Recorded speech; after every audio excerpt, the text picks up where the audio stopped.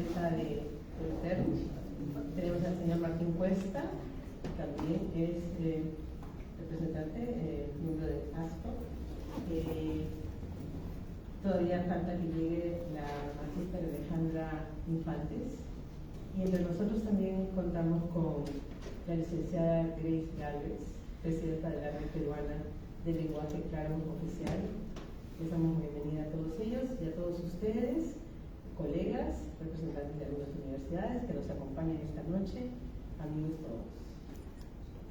Para el Colegio de Traductores del Perú es una verdadera satisfacción darles la más cordial bienvenida y abrirles las puertas de nuestra casa para la presentación del Diccionario Electoral Peruano del lenguaje claro. Nos alegra especialmente que este encuentro se realice aquí, más aún haber podido contribuir de alguna manera en la elaboración de una obra tan significativa como esta. Hoy celebramos no solamente la publicación de un diccionario, sino también el compromiso, la dedicación, el esfuerzo, la experiencia y el trabajo continuo que han hecho posible este importante resultado. Este diccionario representa, además, un hito muy especial. Es el primer logro de la Red Peruana de Lenguaje Claro Oficial y no tenemos duda que habrá muchos más. Confiamos que este logro servirá de inspiración para muchos de nuestros colegiados y contribuirá a seguir despertando dentro del colegio el interés por abrir nuevos espacios de trabajo en torno a la terminología y al lenguaje claro. Se trata de un trabajo que marca un camino y que demuestra todo lo que se puede hacer cuando distintas instituciones suman sus esfuerzos con un propósito en común: acercar la información pública a la ciudadanía de una manera clara, accesible y comprensible. Queremos reconocer de manera muy especial a la doctora Rosa Luna García por su liderazgo en este proyecto y expresar también el orgullo que sentimos de contar con ella entre nuestros colegiados. Del mismo modo, felicitamos a todos los miembros de la Red Peruana de Lenguaje Claro Oficial por el arduo trabajo realizado y por hacer posible una obra de enorme valor académico, institucional y social. Saber que la ciudadanía podrá encontrar en este diccionario conceptos del sistema electoral peruano explicados en lenguaje claro, sin duda es una excelente noticia, porque el lenguaje claro no solo facilita la comprensión, también acerca a las personas hacia sus instituciones, fortalece la confianza en lo público y contribuye a una democracia más inclusiva, más transparente y más cercana a todos. Como Colegio de Traductores del Perú, nos sentimos honrados de acompañar iniciativas como esta, que reafirman la importancia del lenguaje como herramienta de servicio, de acceso y de construcción de ciudadanía. Sean todos ustedes bienvenidos y muchas gracias por acompañarnos esta noche.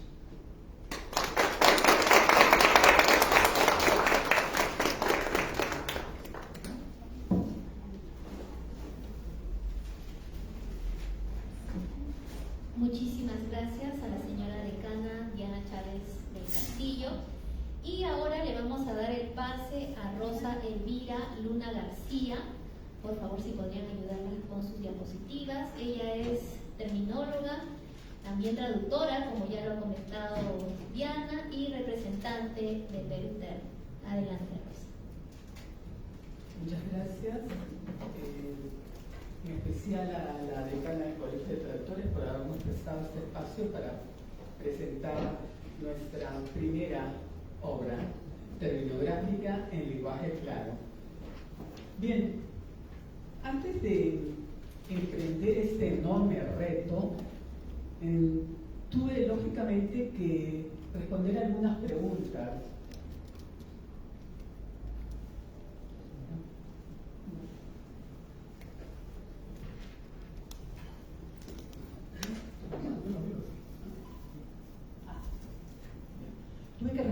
unas preguntas vinculadas a los antecedentes, ¿no? Bueno, ¿y cuántos diccionarios en lenguaje electoral habrá? De terminología electoral en particular en español, ¿no? ¿Qué orientación tendrán estos diccionarios? ¿A quiénes estarán destinados? Y me quedé particularmente sorprendida con los resultados. México es el país que cuenta con mayor número de diccionarios electorales sobre la terminología electoral, nada menos que 9 diccionarios. Y miren ustedes las diferentes denominaciones, unos son de derecho electoral, jurídico electoral, de reforma electoral, glosario penal electoral, de mapachería electoral. Me pregunté qué cosa era esto, y es fraude, ¿no? Todo vinculado a la corrupción electoral. El ABC electoral, no, ojo, aclaro que este no es un diccionario de lenguaje claro, simplemente que toma los términos más sencillos, más que deben ser difundidos en mayor proporción, y un glosario de resultados electorales preliminares. Luego, en segundo lugar, está ubicada Argentina, con un vocabulario electoral argentino, un glosario electoral, vocabulario electoral argentino con equivalentes, miren ustedes, en inglés y francés. Novedad. 2 chilenos, un glosario constituyente, otro glosario electoral, 2 colombianos, ¿no? Costa Rica. El de Costa Rica es muy importante, me gustaría detenerme un poco bien. ¿Por qué? Porque es un diccionario elaborado por el Instituto Interamericano de Derechos Humanos y ha tenido una gran repercusión en toda Hispanoamérica, Iberoamérica, en realidad, al punto que se usa como referente, ¿no? Por eso es que cuando me puse a buscar en primera instancia en la página web del Jurado Nacional de Elecciones, di con la sorpresa de que el único diccionario que figuraba era el diccionario electoral, ¿no? Este diccionario electoral publicado por el Instituto Interamericano de Derechos Humanos. Pero abro el diccionario y me doy con una segunda sorpresa, que no había sido hecho en el Perú, sino en Costa Rica. Luego España con un diccionario electoral, eso me llamó la atención, y Perú, ojo, un diccionario, apareció hace poco, porque esto lo he descubierto recién hace una semana, un diccionario de derecho electoral peruano, concretamente legislación, doctrina y jurisprudencia, un diccionario sumamente teórico, ¿no? Pero publicado en el año 2000, tiene 2 versiones, una en el 2000 y otra en el 2001. Este diccionario, ¿no? Es un diccionario específico, ¿no? No es de derecho, no es de un diccionario electoral en términos generales, en el ámbito general, sino que está circunscrito a un dominio específico, como varios de los anteriores. ¿Qué tienen en común todos estos diccionarios? Que son diccionarios que están destinados a expertos o semiexpertos. Son diccionarios que poseen definiciones que no son definiciones breves, sino muy por lo contrario, por lo general definiciones enciclopédicas bastante extensas y con un vocabulario bastante opaco, como ustedes deducirán rápidamente.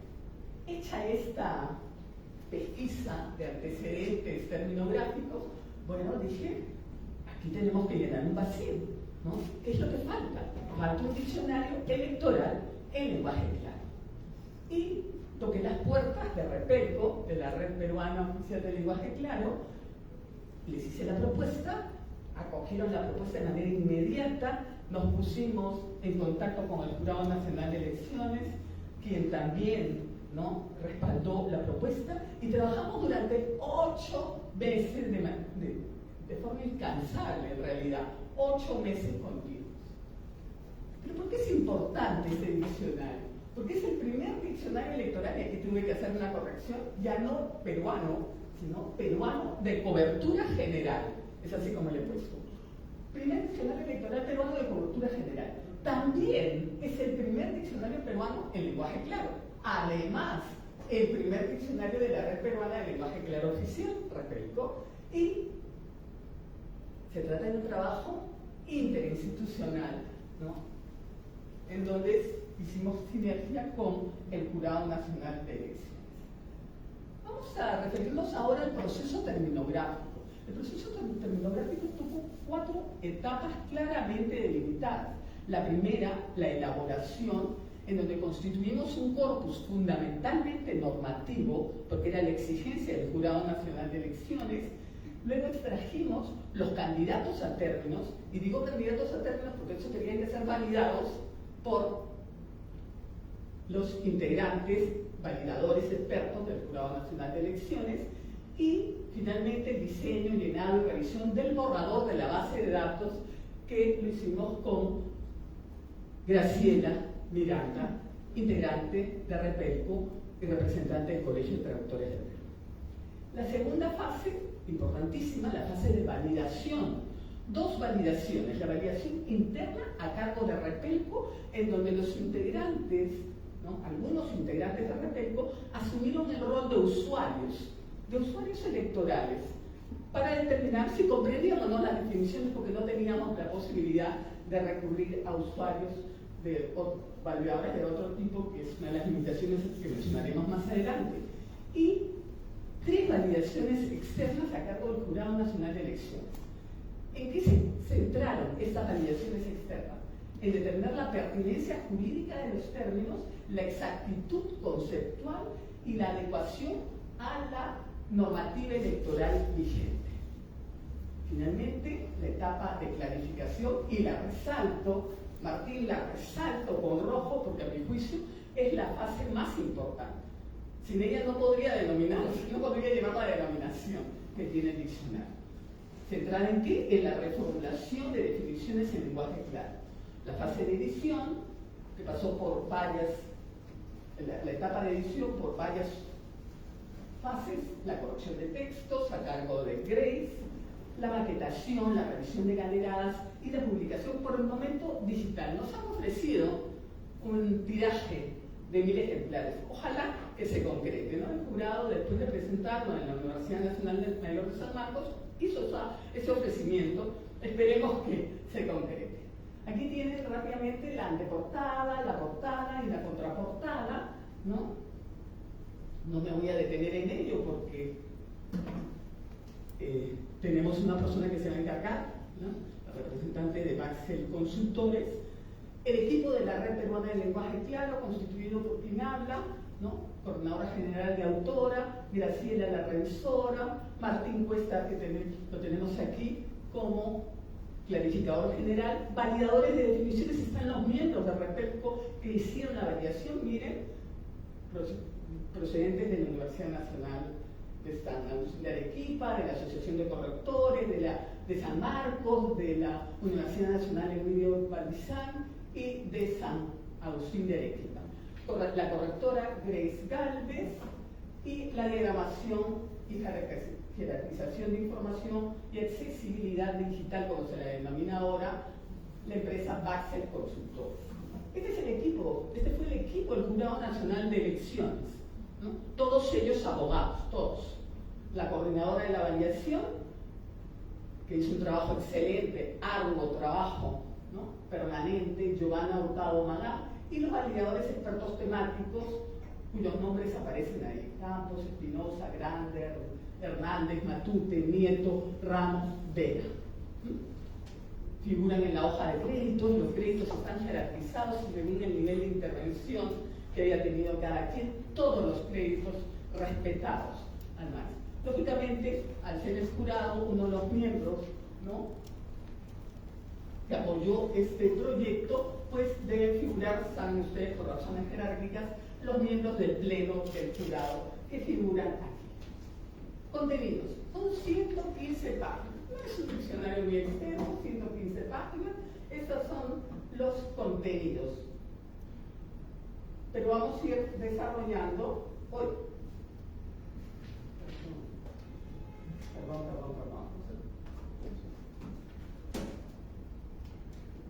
Vamos a ir desarrollando.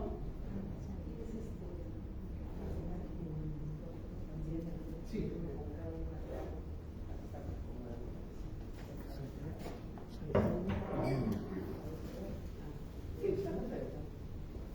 Bien, como les decía, son 115 páginas, 2 prólogos y una introducción. Un prólogo a cargo de la presidenta de la Red Peruana del Lenguaje Claro, Grace Galvez, nuevamente. El prólogo a cargo del actual presidente del Jurado Nacional de Elecciones, Roberto Rolando Corneo Bermejo y la presentación del diccionario Amica.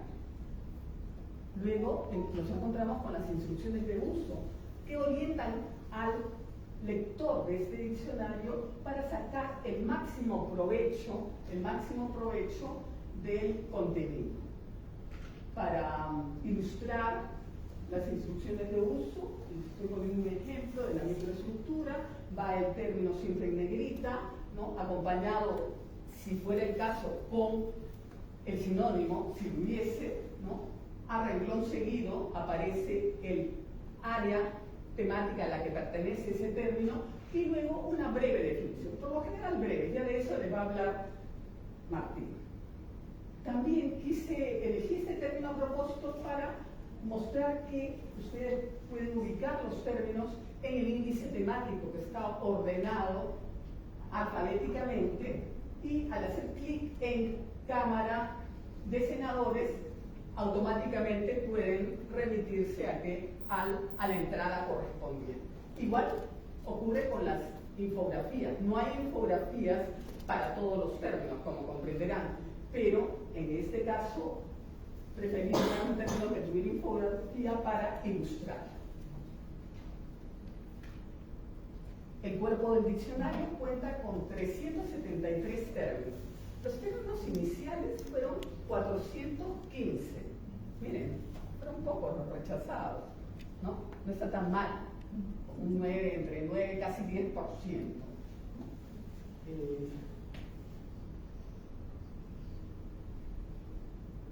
Yo me voy a detener en esta diapositiva a hablar no sobre los conceptos, porque de eso se va a encargar, de las definiciones se va a encargar Martín, sino del tratamiento que se dio a las variantes denominativas.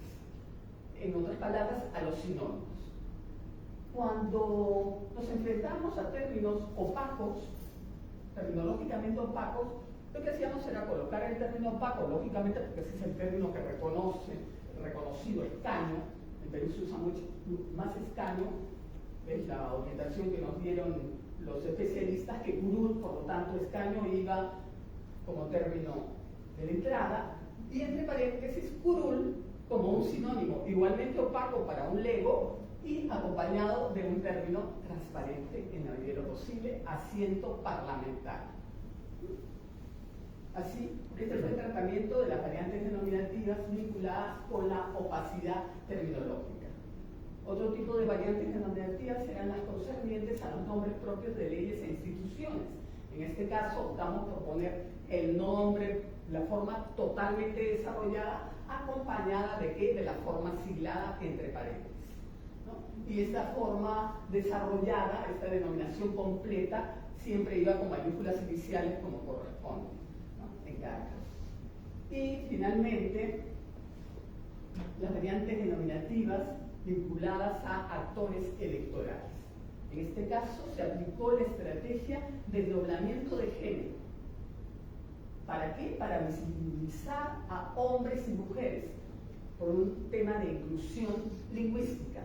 Si ustedes revisan diccionarios, en los diccionarios prima clásicamente las entradas sustantivas, diputado, la forma masculina, coma y la última sílaba femenina, ¿no? Da, únicamente la última sílaba. Hay una nueva tendencia en cuanto a la elaboración de obras terminográficas y lexicográficas a visibilizar a la mujer cuando existe el doble género y colocar la denominación completa. Y es lo que hemos hecho en el caso de todos los actores, ¿no? Diputado, diputada. Las referencias bibliográficas no las denominamos así porque ya les había hecho mención de que el marco es fundamentalmente normativo y por tanto todos los enlaces están vinculados a documentación de carácter normativo que va desde la Constitución hasta las resoluciones, todas vinculadas con leyes, decretos supremos y resoluciones, los más recientes, ¿no? Del proceso electoral. El índice temático, organizado alfabéticamente, que tiene, ¿no? una serie de de términos, vamos a ver cómo los términos difieren significativamente en cuanto a su distribución. Son 27 las áreas temáticas con las que cuenta este diccionario. Vean, están organizadas alfabéticamente desde acta electoral hasta voto, pasando por actores electorales, actuaciones posteriores y previas, autoridades, deberes, delitos, derechos, documentos jurisdiccionales, elecciones, etapa preelectoral, jornada, en fin. Sería ocioso leerlas todas. He destacado únicamente con fondo blanco aquellas que cuentan con mayor número de términos, que son actor electoral, seguido por sistema electoral, por jornada electoral, sistema electoral, material electoral, voto y etapa electoral, ¿no? Que cuentan con entre 28 y 37 términos, ¿no?, dentro de ellas. Tienen aquí una serie de ejemplos de cada uno de los campos, ¿no? Pueden ver acta electoral, acta de instalación, el delito electoral está el propio delito electoral, deber electoral, ley seca, y así podemos ir mostrando los términos en infracción electoral, multa electoral es lo que más destaca, jornada electoral, apertura de ánfora, apertura de cédulas, elecciones generales, bicameralidad del Congreso, las dos cámaras de diputados, de senadores, el material electoral, las actas, todos los tipos de actas, organizaciones políticas, están los afiliados, los adherentes, y el voto, ¿no?, se encuentran términos como aspa, cruz, doble voto, preferencial, opcional, voto, y todos los tipos de voto, que son muchísimos. Infografías. Un aporte de este diccionario son las infografías. Lamentablemente solo contamos con 10 infografías. Son poquitas, ciertamente.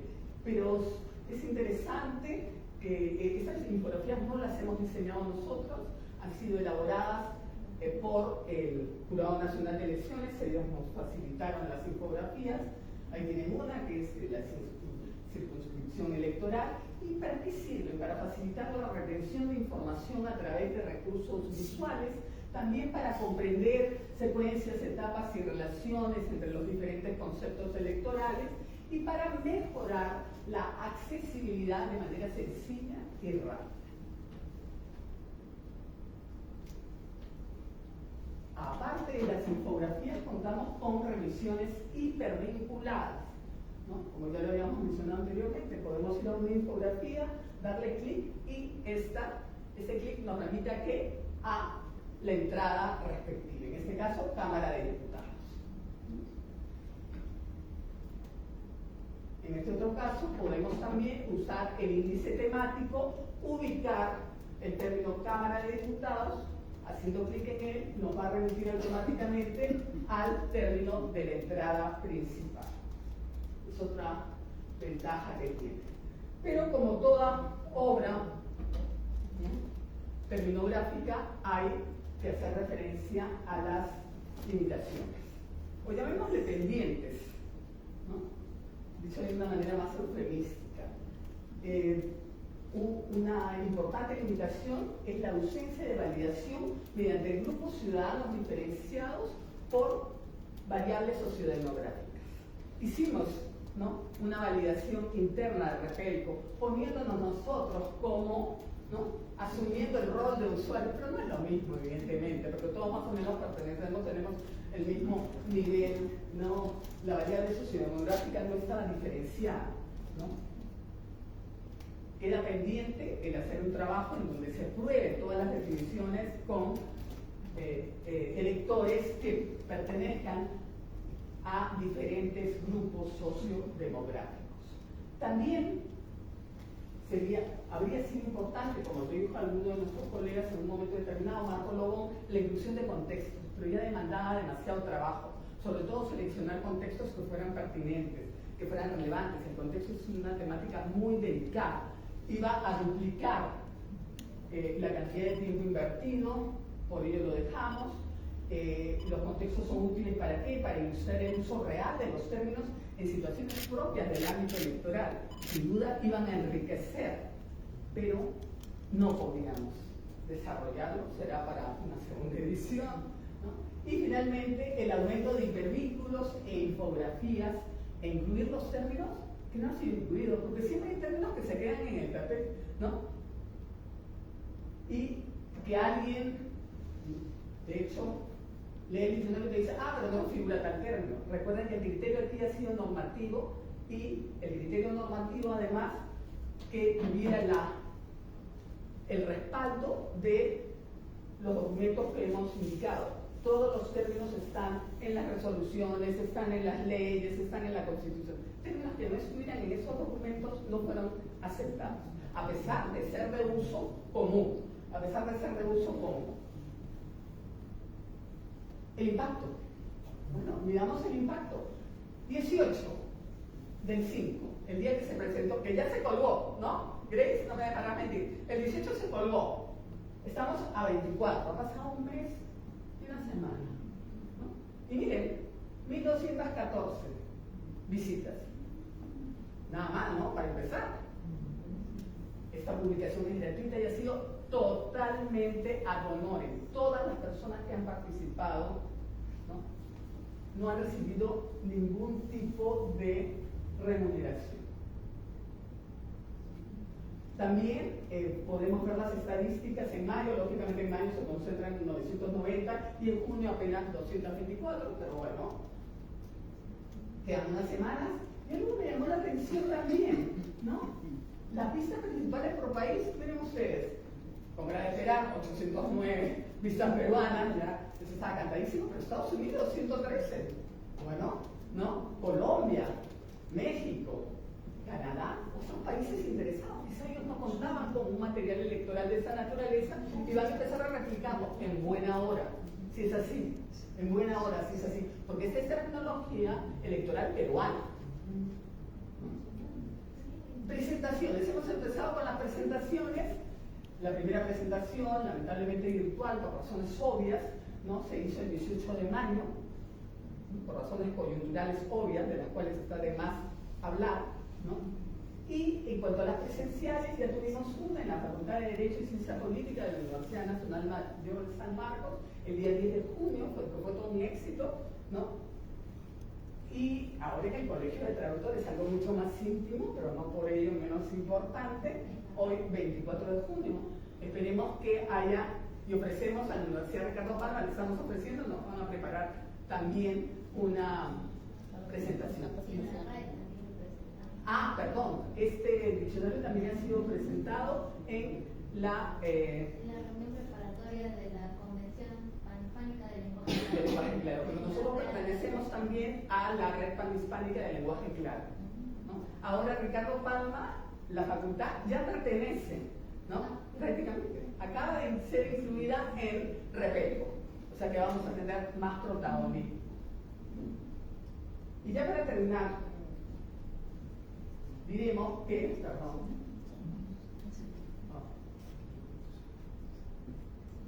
el verdadero reto no es hablar complicado, sino lograr que todos se entiendan, ¿no? Este es el verdadero reto. Y ese ha sido precisamente el principio rector que ha orientado la elaboración de nuestro diccionario. Ese ha sido el principio. Desde Repelco, el CTP y Peruterm, reafirmamos nuestra disposición para construir sinergias que hagan del lenguaje claro una herramienta al servicio de la ciudadanía, la transparencia y la democracia. Muchas gracias.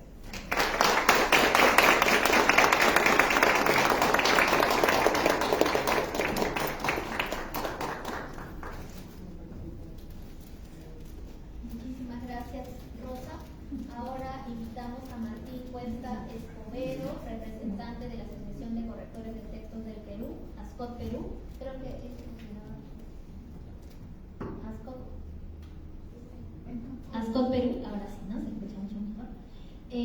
Martín Cuesta es experto en lenguaje claro y es un orgullo decir que es el primer clarificador del Perú, y porque él trabaja clarificando textos. Eso la verdad es que es maravilloso, y sobre todo que sea parte tanto de la ASCOT como de la Red Peruana de Lenguaje Claro. Ahí nos va a explicar su trabajo en el diccionario. Gracias. Aplausos para Martín. Gracias por la presentación, gracias por las palmas.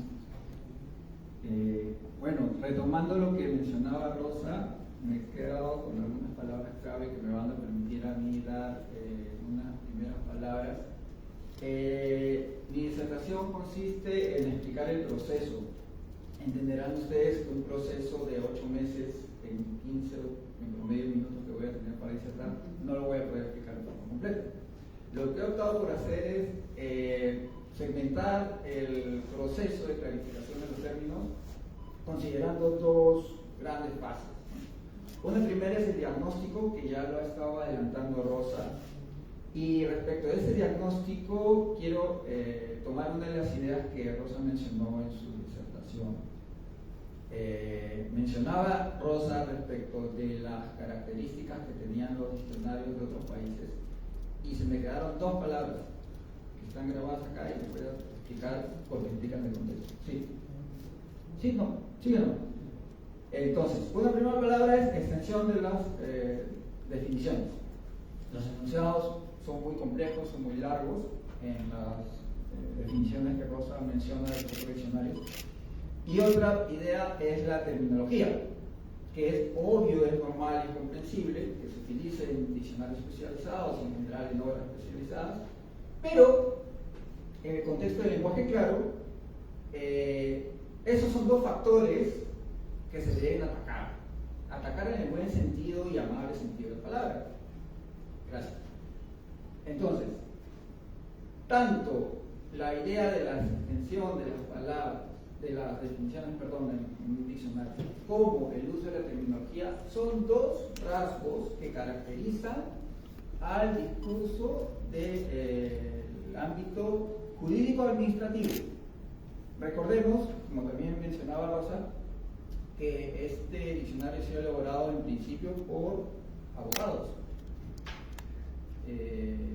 Permítame hacer una digresión. Los abogados, según nosotros pudimos recopilar en una conferencia de lenguaje jurídico hace un par de años, los abogados tienen poca enseñanza o pocas horas lectivas en el plan de estudios de sus facultades respecto a la redacción. Entonces, se imaginarán ustedes todo este combo que se arma entre extensiones largas de las definiciones, el necesario uso de la terminología y poco adiestramiento en redacción que tienen los autores de esta obra. Ese combo origina lo que vamos a ver ahorita en breve, y ante eso el lenguaje claro tiene que aparecer como una herramienta que siempre estamos considerando a nivel de la red, tiene que aparecer como una herramienta para facilitar la comunicación. Y ahora sí vamos a empezar. Entonces, ya los iba, mientras íbamos acondicionando la diapositiva, ya los iba llevando un poco al diagnóstico. ¿Y por qué menciono esta parte del diagnóstico como una etapa dentro del proceso de clarificación de las definiciones? Porque siempre cada persona que se ocupe de un trabajo de clarificación siempre debe considerar cuáles son los rasgos que hay que clarificar en un texto. A mí siempre, quienes alguna vez han escuchado o alguna charla o han llevado algún curso que he dictado o alguna capacitación que he dictado para la red también, a mí siempre me gusta basarme en fuentes actualizadas y confiables. En este caso, el artículo que ven ahí en pantalla de nuestras amigas de Argentina, Valeria Colella y Nuria Gómez, a nivel de diagnóstico respecto de la escritura administrativa, ahí lo pondero. En primer lugar, terminología especializada. Vamos a ir viendo a lo largo de mi presentación cómo se van recogiendo los problemas que ya mencionaba Rosa al inicio. Después, los obstáculos que presenta la escritura administrativa tradicional, ¿no? En cuanto a recursos. Oraciones y párrafos largos y complejos. Ya, con eso prácticamente ya podría dar por terminado el diagnóstico. El diagnóstico, entonces, uno lo debe tener presente si es que va a cometer un trabajo de clarificación. ¿Cuáles son los problemas usuales que uno va a encontrar al clarificar, en este caso, una definición? Por más que sea un enunciado relativamente breve, esos problemas se van a evidenciar, ya lo vamos a ver. Otros problemas, las siglas desconocidas para el exterior, es decir, para las personas legas, para quienes no tienen formación jurídica. Y otros problemas, esto está colgado en LinkedIn, si desean ya pueden descargar después pueden bajarse el PDF y descargar el artículo para que lo lean en detalle. Otro artículo también latinoamericano, propuesta un instrumento para medir la claridad de los textos jurídico-administrativos, ¿no?, de nuestras amigas chilena Claudia Poblete y colombiana Paulina Yepes. En esa misma línea que mencionaba el artículo anterior, menciona las características de un texto como comprensible, las oraciones muy largas. Eso de cajón, hablando en coloquial, lo vamos a encontrar en un texto opaco. La terminología especializada también, ¿no?, son factores recurrentes. Ahí les dejo el artículo por si quieren revisarlo en extenso. Y ante esta situación, entonces, en concreto, el proceso de clarificación de las definiciones de este diccionario ya tenía un diagnóstico preestablecido, por así decirlo. Entonces, en concreto, yo ya sabía a qué me iba a enfrentar cuando iba a clarificar estas definiciones. Hemos visto esos rasgos, que son recurrentes del lenguaje jurídico administrativo. ¿Cuál es la solución? Y aquí me quiero detener un instante. No va a haber una única solución, una fórmula mágica para clarificar definiciones. En este ámbito de los enunciados que van a encontrar en el diccionario, felizmente estamos en un nivel que, felizmente, y lo digo a efectos de carga de trabajo para quien lo ha acometido esta labor, ¿no? Felizmente me encontré con enunciados que definitivamente no van a traspasar el nivel del párrafo. Es decir, solamente yo voy a tener que dedicarme a clarificar enunciados que no van a sobrepasar un párrafo. Esa fue una gran ayuda. Imagínense que hubiera sido un manual en el cual tuviera varios párrafos, varios apartados. Ahí entraban a tallar otras pautas y ahí también iban a encontrar otra problemática, aparte de la que he reseñado. Entonces, dejando claro esto, les voy a compartir la segunda parte, siempre hablando a nivel general, del proceso de clarificación. Hemos visto la presentación que ha compartido con nosotros Rosa, que, por ejemplo, los términos, es decir, la terminología especializada, los tecnicismos del lenguaje jurídico administrativo presentados en el diccionario, ya se ha optado por acompañarlos mediante paréntesis de una palabra de la lengua general. Felizmente la aplicación de esta estrategia es menos compleja que la necesaria, que son varias, para escribir oraciones concisas. Es complicado, de hecho hemos tenido muchos buenos minutos ahí tratando de encontrar términos de la lengua general que puedan acompañar al término opaco o al tecnicismo. Ahora bien, las siglas también, incluso mecánicamente, este problema se puede remediar porque acompañamos el desarrollo y después introducimos la sigla, ¿no? Primero el desarrollo de la expresión compleja y acompañamos la sigla. Pero en el caso, como les digo, de las oraciones muy extensas, aquí sí nos vamos a encontrar con un sinfín de problemas a nivel gramatical. A ver, vamos a compartir, este es así el crudo, ¿eh? Este es prácticamente una con cariño, de repente lo miraremos, no sé con qué sentimiento miraremos este Excel que nos hemos acudido a él para trabajar. Esta definición, por ejemplo, audiencia de recuento de votos. Al enfrentarse ya a la segunda etapa de aplicar las estrategias de clarificación, uno siempre debe considerar lo siguiente. Clarificar tiene que ver mucho con redactar. El gran amigo Antonio Martín, que alguna vez de repente verá este video que nos está colgado en redes, decía en un video sobre una charla que daba sobre las cualidades que debe tener un clarificador. Él nos decía que, de hecho, tiene que ser un corrector, saber las normas gramaticales, ortográficas, debe ser un excelente redactor. Entonces, la idea de clarificar tiene que ver mucho con redactar de forma comprensible. Si una persona no redacta de forma comprensible, va a tener muchas deficiencias para clarificar. ¿Por qué menciono esto? Porque aquí, para clarificar, estimadas y estimados, tenemos que regresar a lo básico. Esta oración ustedes la ven pequeña, inocente, breve.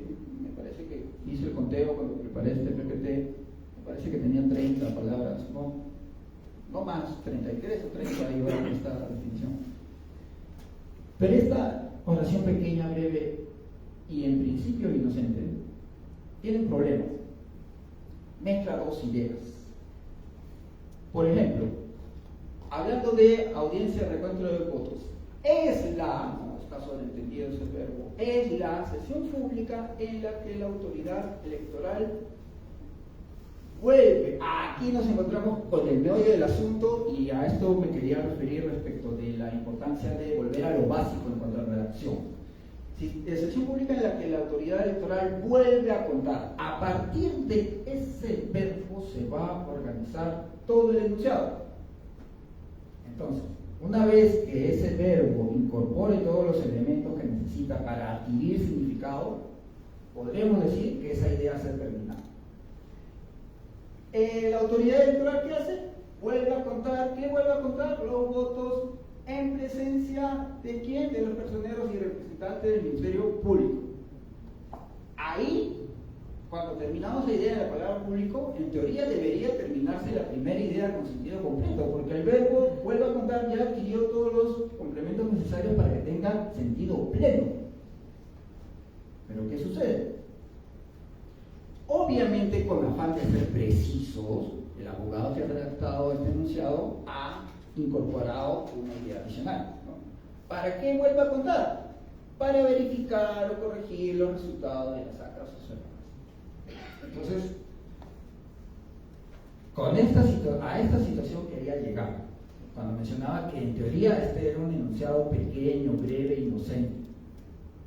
No lo es tanto así si es que acometemos la tarea plena y consciente de interpretar de manera completa el sentido de este enunciado. ¿Por qué? Porque vamos a tener la idea de volver a contar los votos, etcétera, etcétera, y adicionalmente le vamos a agregar cuál es la finalidad del conteo de votos, y la finalidad es verificar y corregir. Entonces, imaginémonos en el caso de una persona que tenga alguna deficiencia cognitiva, que el lenguaje claro, dicho sea de paso, tiene que aplicarse para que todos nos entiendan, absolutamente todos, las personas que al menos tengamos un nivel de enseñanza que hayamos terminado, por ejemplo, la secundaria, todos nos deberían entender. Entonces, mezclar dos ideas, el volver a contar, el reconteo, ¿no? Y el objetivo del reconteo, eso, si lo analizamos de una manera muy objetiva, dificultaría, a pesar de que es un enunciado de 30 palabras, dificultaría la comprensión. Entonces, ahí entra a tallar la aplicación de estrategias para escribir oraciones, en este caso, concisas. ¿Qué se puede hacer en este caso? Como les mencionaba, el verbo vuelve a contar, ¿no? El verbo recontar, vamos a decirlo así, que está incluido en el título, adquiere todas las ideas para tener, todos los complementos para tener sentido. Al final, ante la última línea, público, misión pública, etcétera, etcétera, vuelve a contar los votos en presencia de los personeros y representantes del Ministerio Público. Ahí termina la primera idea con sentido completo. Entonces, ayudemos al lector para que no entre en una fatiga cognitiva. Las personas tenemos memoria a corto plazo no tan extensa como para incorporar varias ideas desarrolladas en un enunciado. Ayudemos al lector, pongamos un punto y seguido aquí, y la otra idea que estaba implícita, ¿no?, del objetivo del recuento, desarrollémosla en una oración distinta. Algunos dirán, no, pero hay más palabras, el lenguaje claro debe tener menos palabras. Vamos por partes. La idea del lenguaje claro es ser, obviamente, lo más comprensible posible. Si en el afán de querer clarificar alguien necesita partir las ideas, como estamos viendo aquí en el ejemplo ya clarificado, alguien necesita partir las ideas y la segunda idea necesita complementarla para que tenga pleno sentido, hazlo. La idea central siempre debe ser que el enunciado en general completo, ahora sí a las dos oraciones con las dos ideas distintas, la idea es que el enunciado completo se entienda. Si es un poco más extenso el segundo enunciado, no hay ningún problema. Ninguna norma, ninguna pauta del lenguaje claro te va a decir No agregues más palabras para calificar. Si es que te va a ayudar a agregar palabras, te va a ayudar para que algo sea más claro, hazlo. Bien, siempre también apelo y recurro a esta introducción, siempre dentro del diagnóstico todavía. ¿Por qué es necesario escribir oraciones concisas? He empezado con un ejemplo como para ir calentando motores, ir pisando tierra también respecto a lo que era el trabajo de clarificación. No es un capricho el ser conciso, es absolutamente necesario. Ven a la izquierda en el listado de la fuente bibliográfica de redacción al oficial Casani, el libro de español correcto del Instituto Cervantes, el manual de escritura académica del profesional, la directora Estrella Montolío, la guía de redacción judicial clara, también de Estrella Montolío con María Ángeles García Asensio. Entonces, todas las autoridades de redacción en lenguaje claro nos van a manifestar la idea que ya se intuía, pero a mí me encanta siempre dejar las cosas claras y con fuentes actualizadas. Las oraciones largas van a obstaculizar la comprensión. Eso se repite aquí en estos tres primeros argumentos, pero a mí me encanta también compartir con las personas a quienes me dirijo a lo largo del lenguaje claro, me encanta compartir esa última idea. Alargar la extensión de la oración, ¿qué va a propiciar? Ya no hablemos tanto de quien recibe y quien lee la definición en este caso. Hablemos de quien redacta, del autor, del abogado en este caso. Alargar la oración va a propiciar algo original, que esa persona que va a escribir pierde el control de la construcción. Es decir, por querer acumular más ideas en un enunciado, la persona va a tender a desordenarse. Es como si dijéramos un edificio con varios pisos y no organizamos bien la estructura. Ese edificio tarde o temprano no va a colapsar. Esa analogía me permite a mí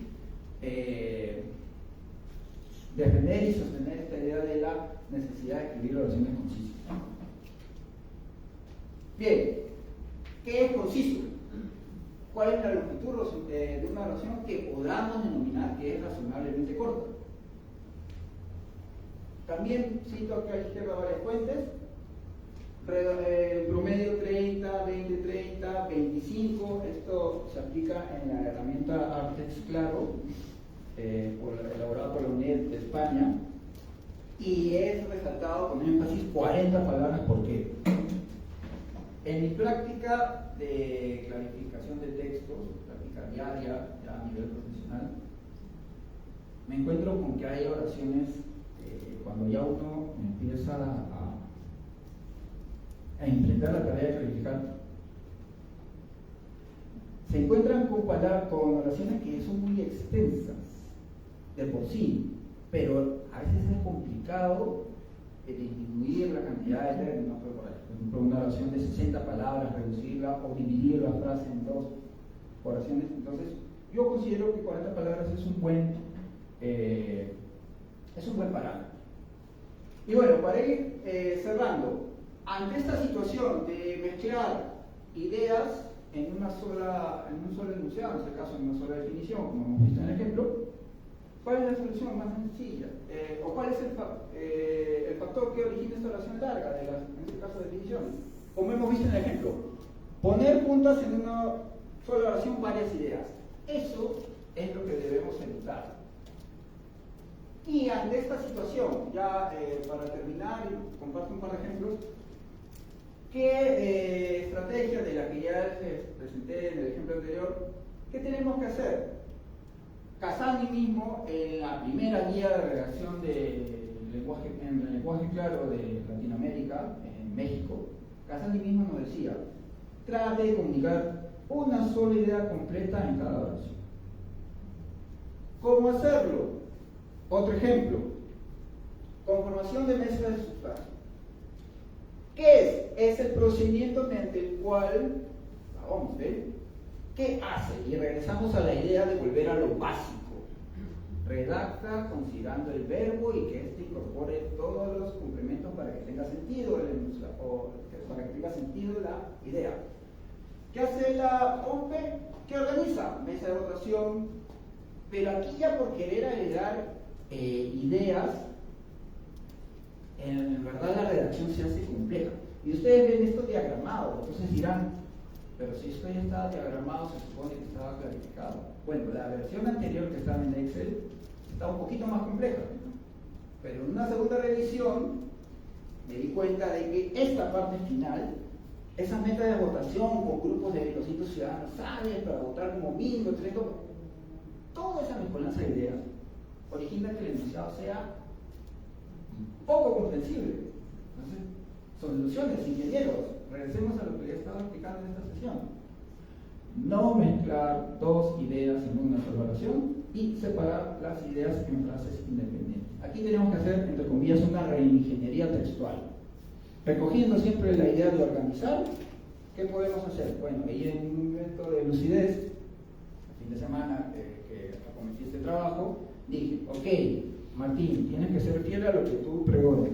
Si es que vas a escribir la primera oración a partir del verbo organizar, bueno, termina esa idea de organizar y el dato complementario de la cantidad de mínimo y máximo, trasládalo a otra oración. Ensayé entonces esa redacción y quedó. La OMPE organiza mesas de votación con grupos de ciudadanos hábiles aptos para votar. En eso consiste la conformación de mesa de sufragio. En una idea complementaria y adicional a la anterior, ya opté por indicarlo. Estos grupos se organizan con 200 ciudadanos por mínimo y 300 por mínimo. Entonces, de esa forma, ya con esto cierro, nosotros, si es que queremos acometer un proceso de clarificación, debemos siempre, primero, saber cuáles son los factores que originan complejidad, cuáles son los factores que vamos a encontrar en el texto, por más breve que sea con esta definición. Segundo, debemos saber al dedillo, debemos saber muy bien cuáles son los manuales, las fuentes, las guías que brindan estrategias y pautas para clarificar. Si no conocemos, así como cuando corregimos o traducimos, si no conocemos muy bien nuestro tema, no vamos a hacer bien el trabajo. Una vez que ya conocemos toda la información, seleccionamos qué pauta, qué estrategia, qué recomendación me sirve para el problema que he detectado, en este caso la mezcla de dos ideas, qué estrategia me sirve para yo poder clarificar. Y desde ahí ya es un proceso, la clarificación, ya es un proceso que con la práctica se va desarrollando de forma un poco más óptima y siempre que se puede también es necesario que otra persona lea el texto ya clarificado. En este caso, esta definición ya reformulada la validó Joana, la corrigió Grace, nadie me hizo observaciones, creo que está mejor redactada. Entonces, a partir de una segunda validación de alguien que te pueda certificar que eso que tú has reformulado o clarificado se entiende, a partir de ahí ya puedes decir misión cumplida. Que venga la siguiente definición, que venga el siguiente apartado del texto y sigue la clarificación. Bueno, eso a grosso modo ha sido el proceso de clarificación de la definición de este diccionario. Gracias por su paciencia, disculpen si me he extendido como siempre. Muy buenas noches.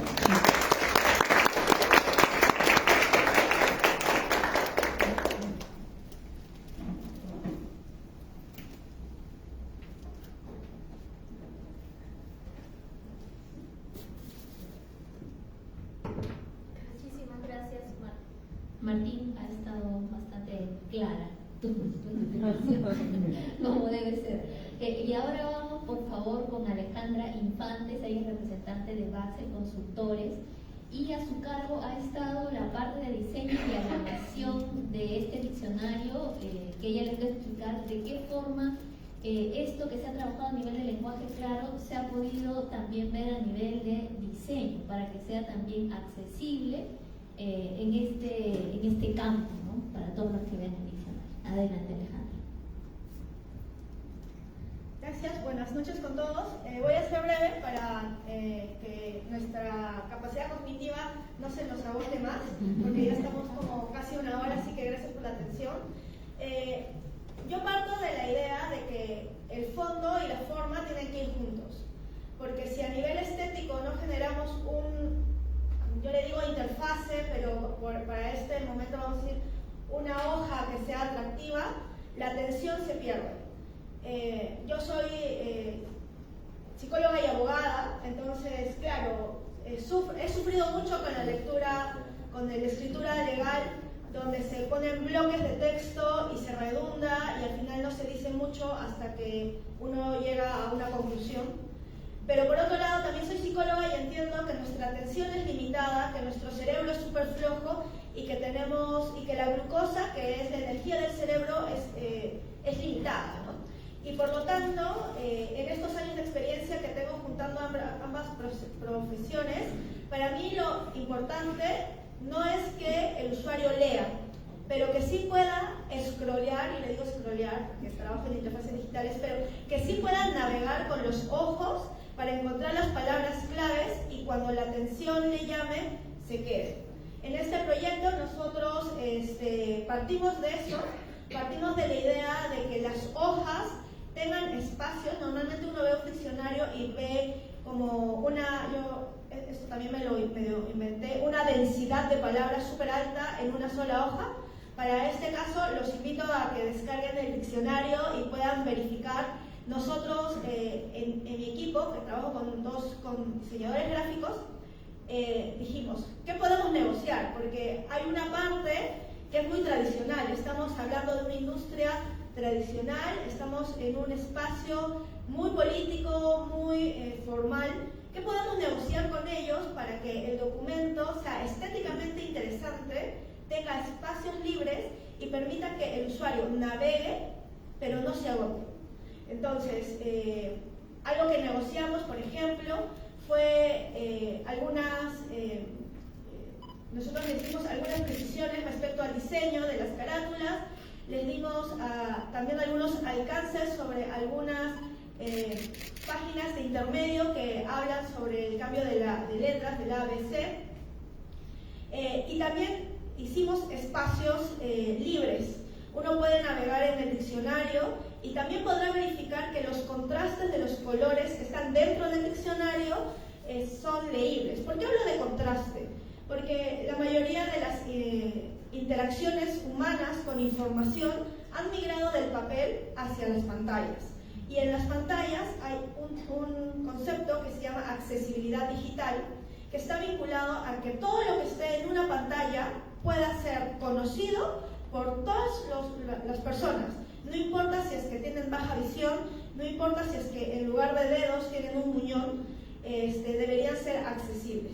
En este diccionario no llega a ese nivel de accesibilidad porque finalmente es un documento PDF. Si fuera una interfase digital sería algo diferente, pero para este momento, para este producto, lo que hemos logrado ya es bastante.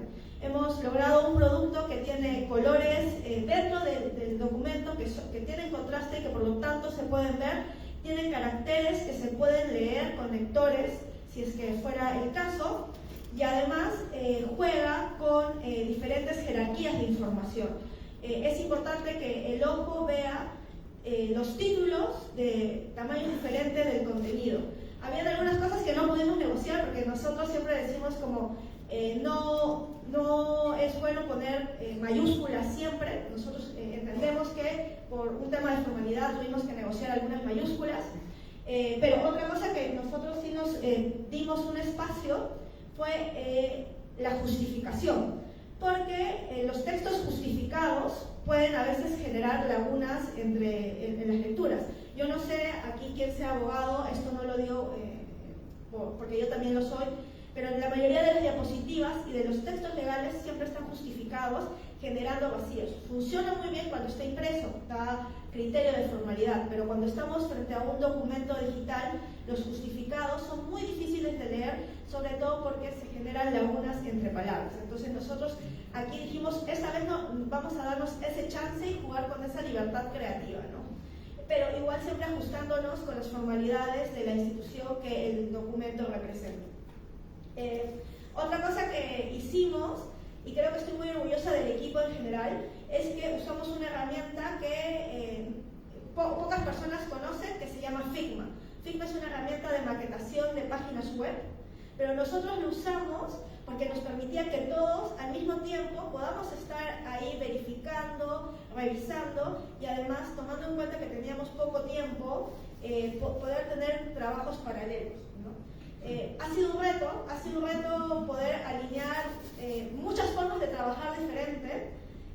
Grace se ríe porque fue muy interesante cómo diferentes inputs, diferentes formas de trabajo tenían un solo objetivo. No importaba si un día teníamos como puntos de vista diferentes, todos sabíamos que teníamos el objetivo de generar el primer diccionario de términos electorales, pero también el primer diccionario en lenguaje claro del Perú.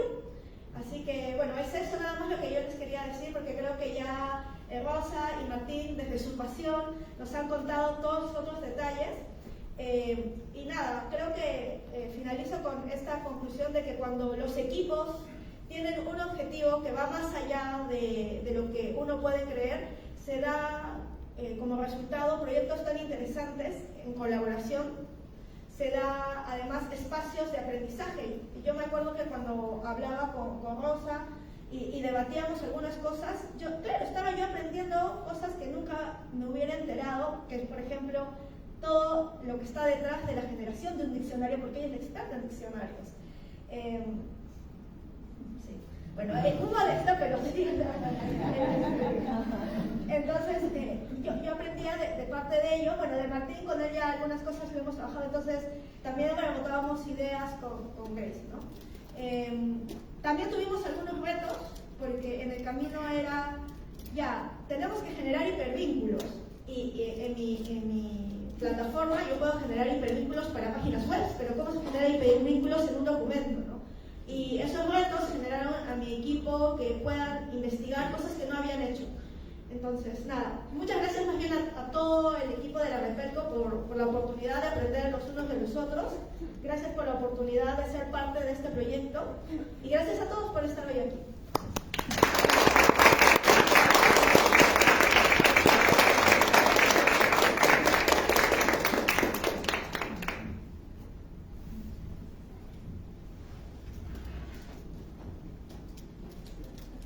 Bueno, al llegar al final de esta presentación, quisiera compartir una reflexión breve sobre el significado de esta obra, lo que representa para la Red Peruana de Lenguaje Claro Oficial.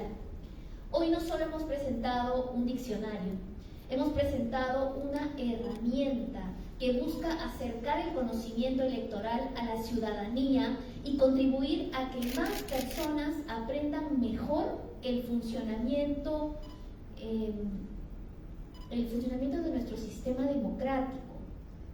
El diccionario electoral peruano en lenguaje claro nació de una convicción sencilla pero fundamental.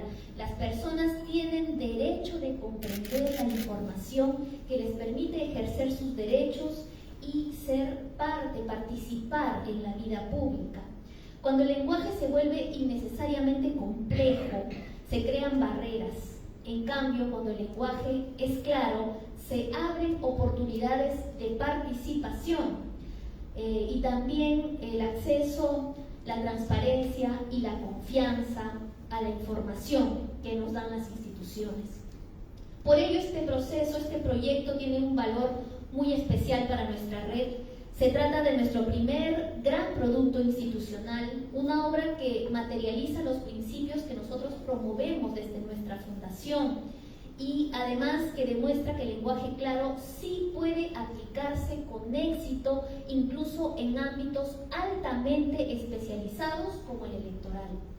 Además, este diccionario tiene un carácter pionero, como ya lo han dicho. No existía en el Perú un diccionario electoral de alcance nacional elaborado íntegramente bajo los principios del lenguaje claro. Por esta razón, desde el principio comprendimos que este proyecto debía construirse de manera colaborativa. Ninguna disciplina por sí sola podía afrontar este desafío. Se necesitaba la experiencia de diversos especialistas en terminología, en lenguaje claro, traducción, lexicografía, corrección de textos, docencia y por supuesto el conocimiento técnico de los especialistas electorales. Y por eso quiero empezar los agradecimientos Mi agradecimiento y mi reconocimiento a Rosa Luna García, autora y coordinadora general del proyecto. Su iniciativa y trabajo constante hicieron posible que esta idea se transforme en una realidad. Aplausos, por favor.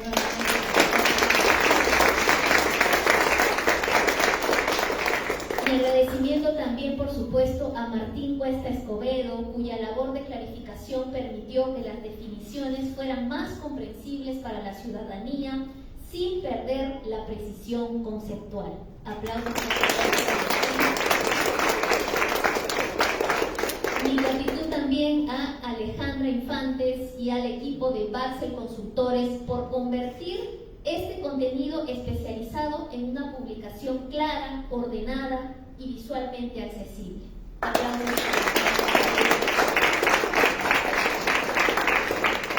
Asimismo, agradezco a Graciela Miranda Ramón por su valioso trabajo de revisión terminológica, a Marco Lobón, que no nos puede acompañar hoy, lexicógrafo, a Dante Cayo, que está acá con nosotros, de la UNSA, que viene desde Arequipa a acompañarnos hoy, a Miriam Vera y a Ángel Santillán por su participación en las etapas de validación. Palmas, por favor, para ellos. Y agradezco, por supuesto, al Jurado Nacional de Elecciones por haber acogido esta iniciativa desde sus primeras etapas. Su respaldo institucional, así como la participación de su equipo de validadores, han sido fundamentales para garantizar la calidad y la solidez técnica de esta obra. Y agradezco a las 8 instituciones que forman parte de la Red Peruana de Lenguaje Claro Oficial. Este diccionario es el resultado de una articulación institucional que demuestra que la colaboración puede generar aportes concretos, tangibles para la ciudadanía. Quisiera destacar además que esta publicación está disponible gratuitamente, la pueden encontrar ustedes en el repositorio del Jurado Nacional de Elecciones. También está en nuestras redes, hay links, nos pueden escribir si no la encuentran, no hay problema. Consideramos que el conocimiento debe circular, debe compartirse y debe estar al servicio de las personas. Esperamos que este diccionario sea útil para estudiantes, para periodistas, para funcionarios, para organizaciones de la sociedad civil, pero sobre todo para el público en general. Desde la Red Peruana de Lenguaje Claro Oficial reafirmamos nuestro compromiso con una comunicación más clara, accesible y útil.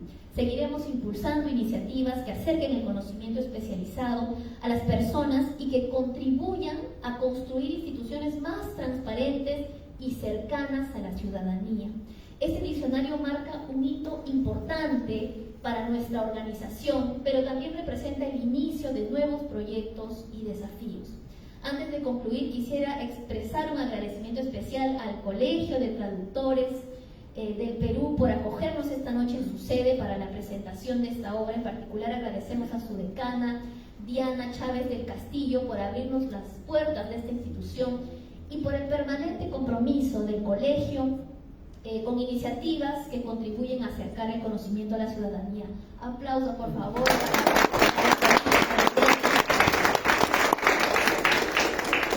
Y finalmente los invitamos a acompañarnos a un brindis para celebrar esta publicación, para celebrar el Diccionario Electoral Peruano de Lenguaje Claro, resultado del esfuerzo conjunto de numerosas personas e instituciones que comparten la convicción de que una democracia más sólida también requiere una comunicación más clara. Gracias por ser parte de este esfuerzo colectivo. Buenas noches.